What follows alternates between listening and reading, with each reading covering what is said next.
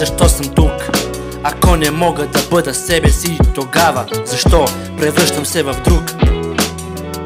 Какъв е смисъла на живота? И ако е любов, защо минава през Голгота? Най-голямата трагедия не е да умреш,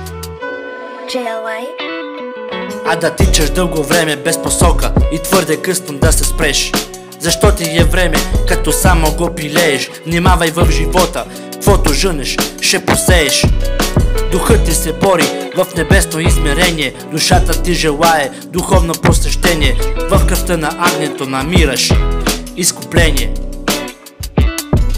Има време за всичко, сега е време за съживление. Какво е твоето намерение? Живот е много тежък, но следва продължение.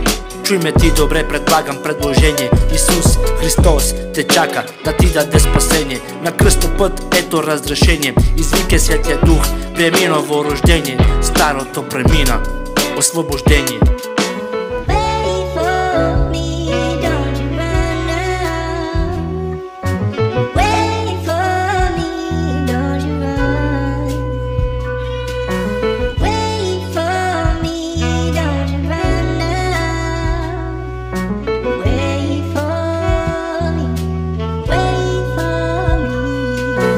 Прави нещо ново, влез и почини си, всичко е готово. Каквото искаш на теб да сторят, на другите прави.